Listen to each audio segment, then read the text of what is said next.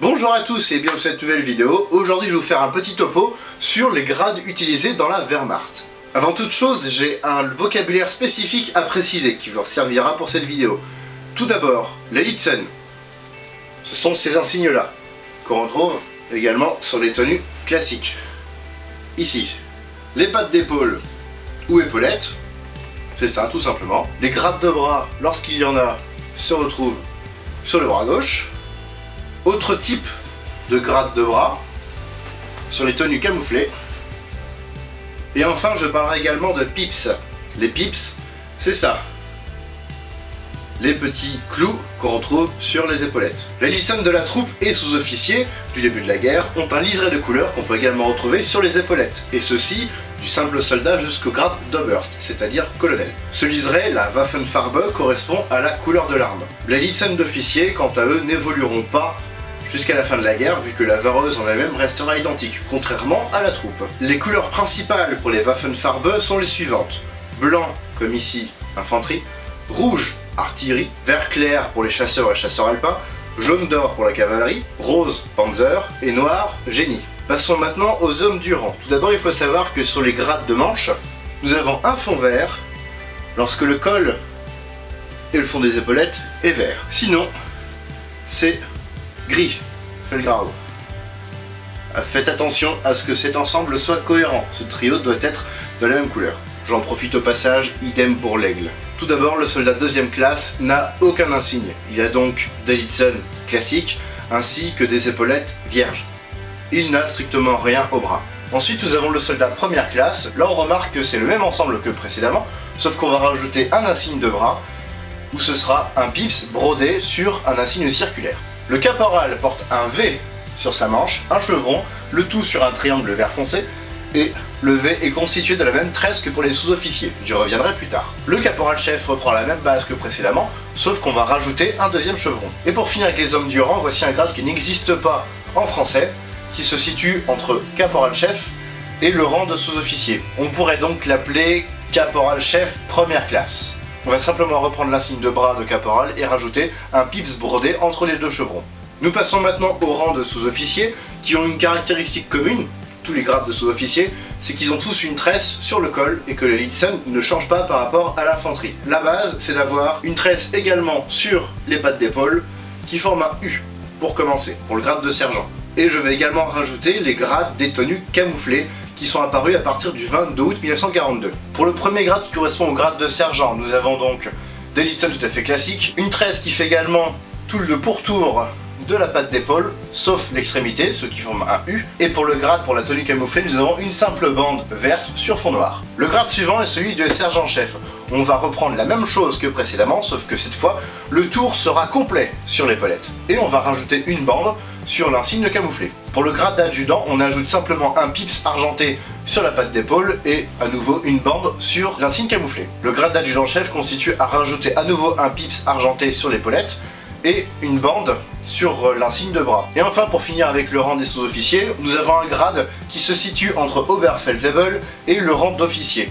Par analogie, nous l'appellerons le grade de major, mais pas confondre avec autre chose qui viendra après. Donc je précise major pour l'armée française actuelle. On va simplement rajouter un pips, donc on en aura 3, et une bande de bras pour l'insigne camouflé. Nous changeons totalement de catégorie pour passer à la classe officier. Ce passage entraîne le changement de tous les insignes car changement de vareuse. Les Litzen passent en version plus haute, brodée en fil d'argent et fixée sur un fond vert bouteille rigide. L'insigne version camouflée reprend le même principe que précédemment, sauf que cette fois-ci nous avons des feuilles de chêne de ce type là avec une bande en dessous minimum. Ça c'est pour le premier grade. Attention au piège d'ailleurs pour ce premier grade, Lieutenant correspond à sous-lieutenant en français. Le grade de Oberleutnant correspond au grade de lieutenant en français. Là aussi attention.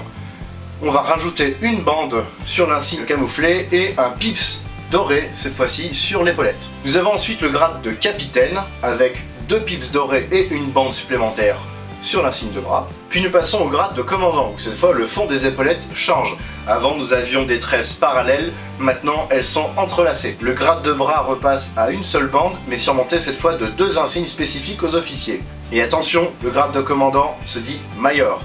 Ne pas confondre avec le major dont je parlais tout à l'heure. Dans l'armée française, on parle de chef de bataillon pour l'infanterie, on parle de chef d'escadron au pluriel pour la cavalerie, et de chef d'escadron au singulier pour l'artillerie. Pour le grade suivant qui est celui de lieutenant-colonel, on reprend les mêmes insignes que précédemment, sauf qu'on va rajouter un pips doré sur l'épaulette et une bande supplémentaire pour l'insigne camouflé. Et enfin un dernier grade pour cette catégorie, colonel, qui a 2 pips sur les pattes d'épaule et 3 bandes pour les insignes de bras camouflés. Une fois encore, on change de classe, on change donc toute la vareuse, tous les insignes, on repart à 0, puisque les insignes suivants seront spécifiques aux généraux. Nous avons autant de grades allemands que dans l'armée française actuelle, donc la comparaison est facile. Les grades de généraux ont des pattes de colle brodées en fil doré sur fond rouge vif. Pour les pattes d'épaule, on reprend le même schéma que pour ceux d'officiers supérieurs, mais on va rajouter des tresses dorées. Les grades de bras reprennent les mêmes motifs que précédemment, sauf que cette fois-ci ils sont dorés sur fond noir. Le grade de général de brigade est le premier échelon au niveau de la classe des généraux. Nous reprenons le même système que précédemment.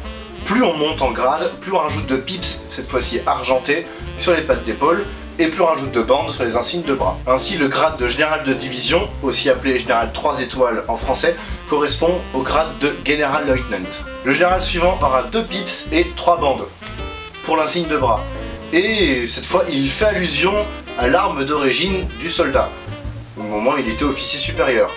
Ainsi, nous aurons donc General der Infanterie, General der Panzertruppen, etc. Ce qui correspond au général 4 étoiles pour l'armée française. Et le grade de général d'armée est le plus haut grade parmi la classe des généraux. Dans l'armée française, elle correspond au général 5 étoiles.